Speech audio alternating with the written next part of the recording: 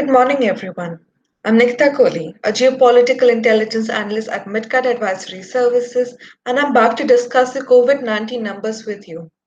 I will be taking the numbers of 13th of August as are being flashed on your screen.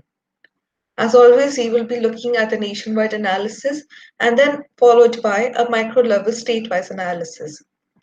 Diving headlong to the nationwide analysis, we see that the number of confirmed COVID 19 cases in India is reaching 2.5 million cases. With this, India is becoming the third country with more than 2 million cases. United States has presently 5.36 million cases and Brazil has 3.17 million cases. Despite this high count, India has only 27% active cases. This is a decline from the 30-35% that we had been seeing in the previous weeks. The doubling rate in India is also now at almost 23 days. This is a significant increase from the 20 and roughly 21 days that we had been seeing over the past many weeks. The per week growth rate of COVID 19 infections is also seeing a continued decline from about 23.5% to about 18.21% in last week. Despite this positive development, the past week has recorded more than 60,000 new cases every single day of the week. In fact, the largest single day increase was on 12th of August, with more than 67,000 new cases in a single day. Looking at the deaths caused due to COVID 19, we see that as of 13th August, there are slightly over 47,000 deaths. This means that India has now a declined case fatality rate of just about 2%, which is very low. Past week has recorded about 5,500 additional deaths. This is about 400 deaths less as compared to the previous week. That means we are seeing less number of deaths, which is also being reflected in a declining case fatality rate. We are also seeing that we had about 800 additional deaths every single day. And in the past week, the single largest increase in the case fatalities was on 9th of August with 1,001 new deaths recorded that day.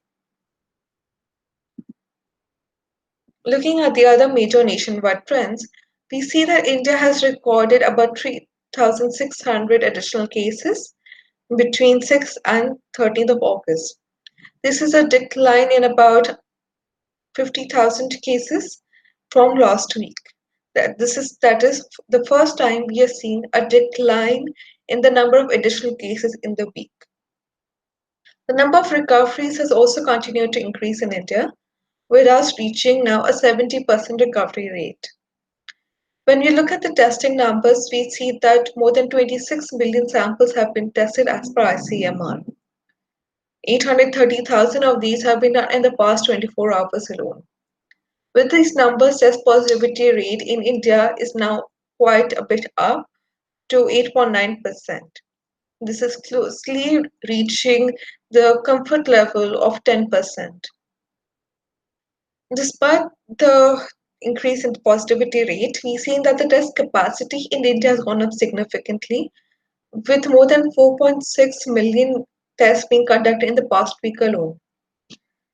This is about roughly 4 million more tests being done in a week, and 400,000 tests being done in a week. And with this, the number of tests are changing. We have also had about 200,000 more tests being done in 24 hours as compared to last week.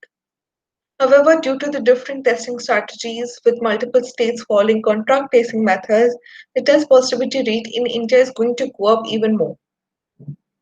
The difference between total and active cases continues to increase, with the majority of it being attributed to recoveries.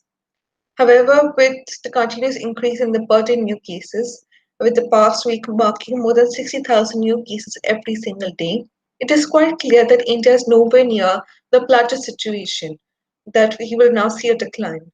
The case count in India is expected to increase with the further easing of restrictions. With this, we will see localized restrictions and lockdown being reimposed in certain districts as the cases spike in certain areas. Looking at these areas, we see that the top 10 states Maharashtra, Tamil Nadu, Andhra Pradesh, Karnataka, Delhi, Uttar Pradesh, West Bengal, Bihar, Telangana, and Gujarat. These 10 states together contribute to about 81% of all cases in India. When we look at the number of fatalities, we see that top five states, such as Maharashtra, Tamil Nadu, Delhi, Karnataka, and Gujarat, contribute to about 72% of all case fatalities in India. This means that the double number of states is required to reach a similar number of case fatalities. When we look at these cases in different areas, we see that Delhi is now the only state in India that can be seen to have a downward trend. Once seeing close to 4,000 additional cases a day, Delhi has now been seeing over just 1,000 cases or less than that for a past week or two. With this, it has just over 7% active caseload, 2.8% case fatality rate, and almost 90% recovery rate. This can be the only state which has really turned the situation around. Tamil Nadu is quite close to getting a stabilization trend, it appears. From noting more than 6,000, from 7,000 additional cases, it is now having 6,000 cases, and this slight decline has continued. The state also has 16.8% active cases and a very high 80% recovery rate. Chennai now occupies less percentage of all cases, with only 35% of all cases being in the capital city. But we are now seeing an increase in caseload in the states which received a large number of migrant labor population in the past few months. These are Andhra Pradesh, Uttar Pradesh, Bengal, and Bihar. These have really taken a big hit. For example, in Andhra Pradesh, we see an 80% increase in COVID-19 cases in the first 13 days of August, whereas Uttar Pradesh has seen a corresponding almost 60% increase, West Bengal an almost 50% increase, and Bihar a 76% increase in cases.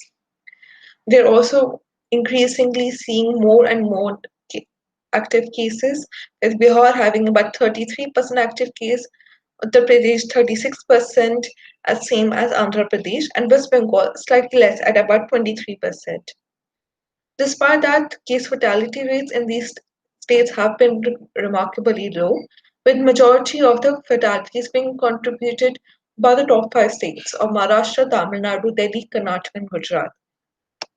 So we're seeing a particular pattern of the more cases happening in rural areas or areas where more migrant population has reached. Despite that, because of the previous burden of cases in the top five states, we will continue to see more number of recoveries as well as the maximum caseload of fatalities in these states. This trend is expected to change by the end of the month, and we will see how this affects the Indian population and how we are able to recover economy in different parts of the country soon. But as we go along, this is the time to have even more precautions as people are getting infected at a faster rate. Please don't forget to wear your face mask and maintain social distancing at all times. Until next week, take care and goodbye.